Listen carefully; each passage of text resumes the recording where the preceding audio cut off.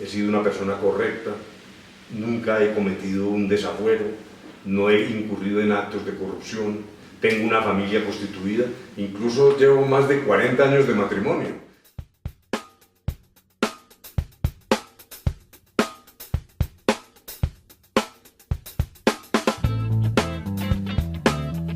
Pues como ocurría en Colombia en mi época de juventud, la afiliación inicial a los partidos se daba en medio de la cultura familiar, casi que era una especie de inducción tácita que hacía. Yo nací en el seno de una familia perteneciente al Partido Liberal y liberal por convicción. Luego, de alguna manera, uno se iba ubicando en la vida a través de un proceso muy sencillo, producto de la educación familiar. Eso ya.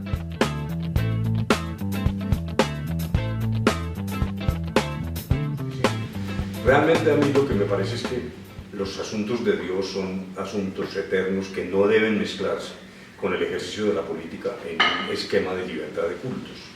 Yo creo que un Estado como el colombiano, que dicho sea de paso, yo no comparto la tesis de que sea propiamente un Estado laico, en el sentido de que pretenda arrimar y dejar a un lado las religiones. Lo que es un Estado aconfesional, es decir, es un Estado que como tal no tiene confesiones religiosas, pero respeta todas las confesiones religiosas. En mi caso, yo respeto profundamente a las personas que creen en Dios y que le atribuyen incluso capacidad de resolver sus vidas, personas que apelan a Dios permanentemente. Me parece que eso es totalmente legítimo. Lo que yo proclamo es una forma de gobernar donde no haya discriminación por razón de las creencias religiosas.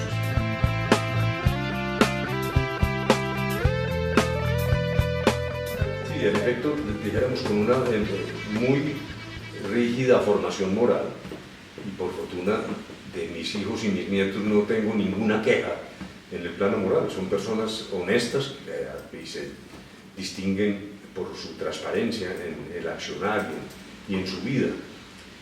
Han ingresado a la religión católica, son bautizados, han estudiado en colegios católicos, ¿no? Dijéramos, lo que me parece que no es correcto es tratar de pintar el cuadro de esas especies de comecuras del siglo XVIII-XIX. Al contrario, yo tengo enorme respeto por la religión. Yo soy un hombre espiritual, yo entiendo la trascendencia del ser humano, pero me parece que, insisto, lo que no creo yo que sea válido en un Estado aconfesional es que uno discrimine a las personas por el hecho de creer o no creer en Dios. Lo que el exprocurador Ordóñez ha señalado de descalificar al ministro de Salud por su condición de ateo como persona que tiene una profunda ética laica, me parece que eso sí es un error, y en eso no podemos caer en Colombia. Aquí ahora lo que nos faltaba es desatar una guerra religiosa.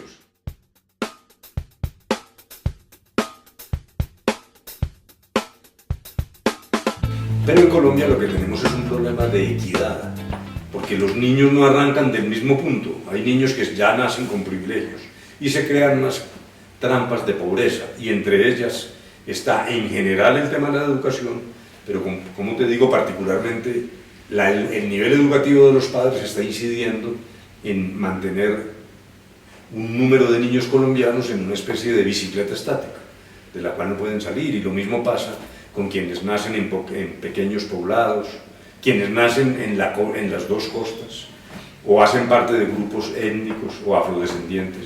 Dijéramos, hay unas trampas de pobreza, y la manera de reventar eso es a través de la educación.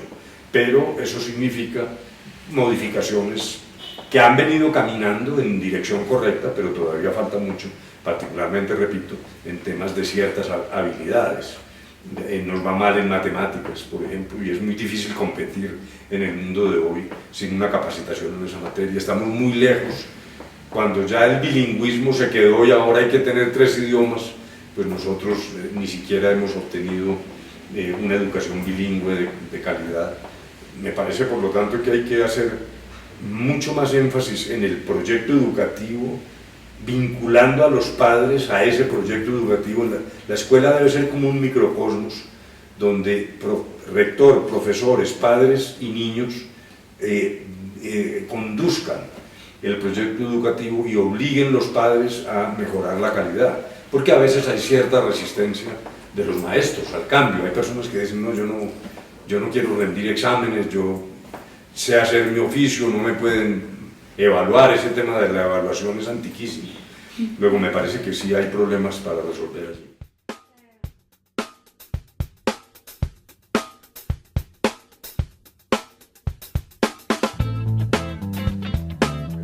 Sobre la adopción de personas, de niños por personas del mismo sexo, me parece que hay que tener un cierto grado de cautela, primero desde el punto de vista científico, porque realmente cuando hay muchos testimonios en el sentido de que no se produce ningún daño en la formación psicológica del niño, yo pensaría que esto hay que tomarlo con calma, y también la sociedad debe ir progresando en forma que luego no se convierta en un factor de discriminación para el niño. Pero respecto del referendo de la doctora Vivian, me parece que sí hay un problema muy serio, y es que termina impidiendo la adopción de personas que no viven en pareja, personas que en solitario pueden adoptar niños, y me parece que eliminar esa posibilidad sí sería catastrófico. Hay infinidad de niños que no tienen derechos, que han sido abandonados por sus padres y que perfectamente pueden ser adoptados por un hombre o por una mujer sin necesidad de que ese hombre o esa mujer hagan parte de un matrimonio. Yo realmente entendería que ahí sí hay una discriminación inaceptable.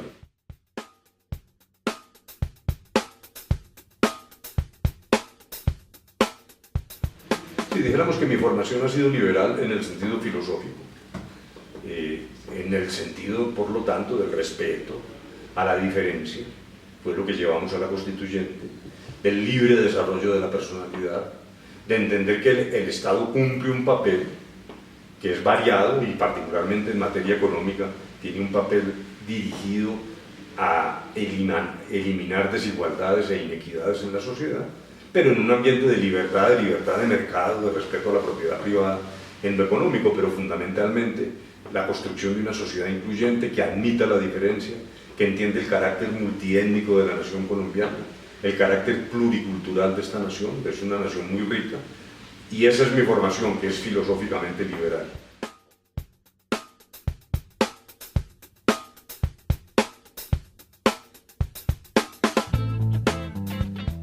Ahora, he pertenecido al Partido Liberal sin perjuicio de haber también combatido vicios del pasado del Partido Liberal. O sea, me parece que juzgar hoy los partidos exige tener claridad, primero, sobre su desprestigio, segundo, sobre la forma equivocada como en general se hace política en Colombia.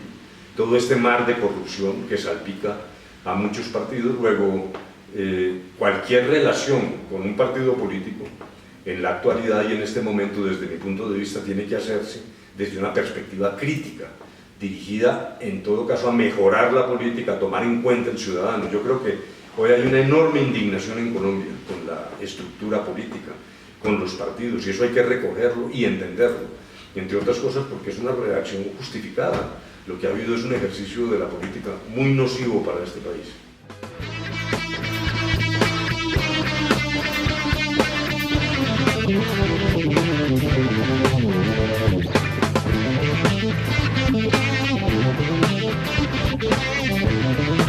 De la política es que si uno no la hace, se la hacen, y se la hacen mal hecha, y después uno no se puede quejar.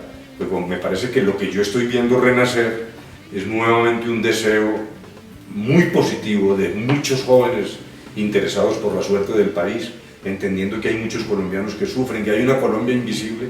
Lo que pasa es que a uno, viviendo aquí en Bogotá o en las ciudades, se le olvida gente que está sufriendo muchísimo en lugares remotos de Colombia, y me parece que despertar esa sensibilidad y el deseo de corregir los enormes vicios de la política.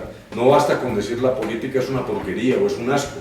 Lo que hay que hacer es entrar a corregir esas deficiencias, y en ese sentido creo que sí se está despertando una nueva conciencia, y me parece que los jóvenes cada vez más deberían tener sensibilidad social y conocimiento profundo de lo que es la realidad colombiana.